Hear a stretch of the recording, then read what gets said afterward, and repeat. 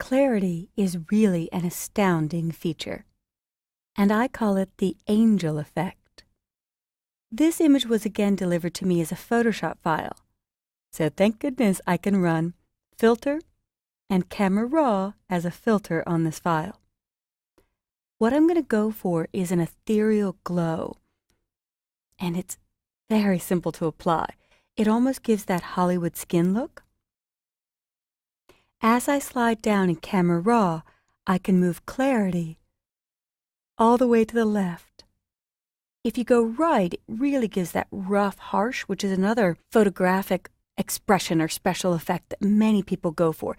It's popular in sports photography, so if you really want to give the feeling of strength or of just going all out in a sport, this gives the feel of all the exertion of the athlete. But I'm going for an angelic glow, so I'll take clarity all the way to the left.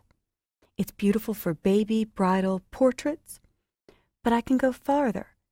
I can adjust the overall exposure to really give a lighter, ethereal glow. And I'm going towards special effect, almost a surreal looking shot. So I might take the highlights way too far, or take the whites way too far.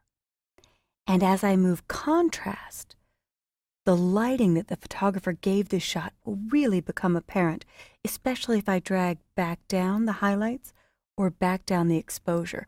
Take a look at all that gorgeous shine just where they put the light at every curve and bit of detail on the cheeks and the shoulders and the neck. So you really are making the skin the focal point of this image. And it doesn't hurt with the eyes either.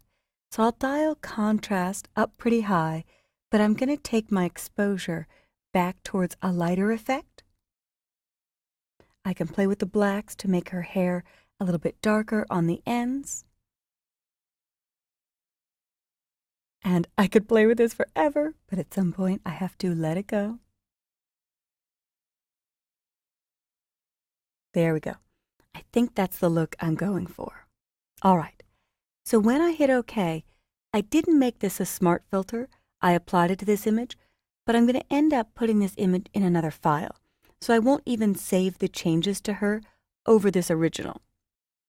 So I will right-click on the girl and duplicate the layer. And I'm going to put it into this rainbow image I have behind. Choose the document, Rainbow, and click OK. And it's got a different color space. I'm going to click OK. And when I click on the rainbow, there she is. Now it did keep a layer mask, and I see a little bit of a halo that I left when I created the original mask.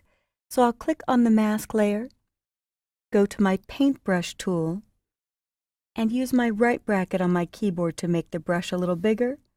I can click and shift-click to just wipe out that line. Now I also want an ethereal glow to the background, but this time I do want it fully editable. So I'll select the background layer and choose Filter, Convert for Smart Filters. I'll click OK and name this Rainbow. Now when I run Filter, Camera Raw, and apply my clarity,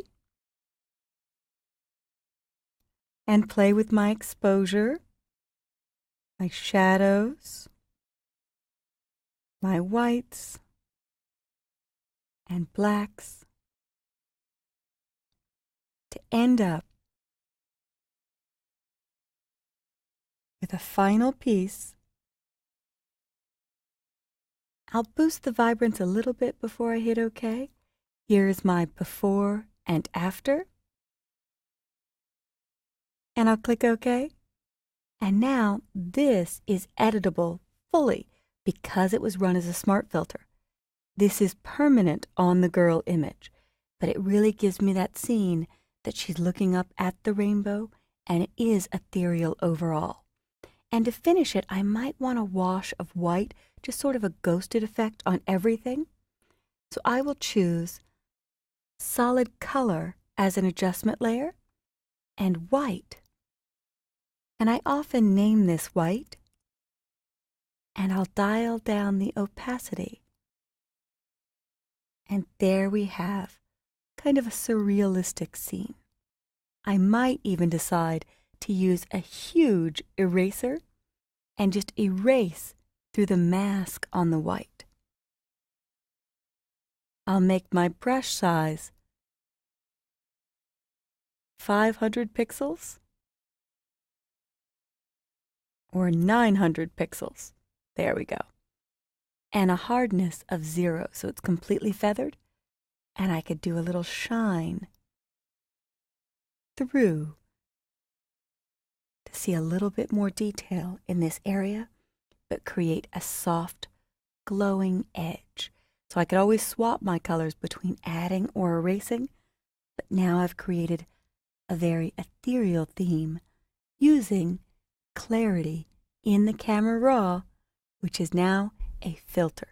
You could also use clarity on all of your images shot in Camera Raw. It's one of the standard dials in the Adobe Camera Raw dialog, and I just can't thank Adobe enough for making it available as a filter so I could run it on anything.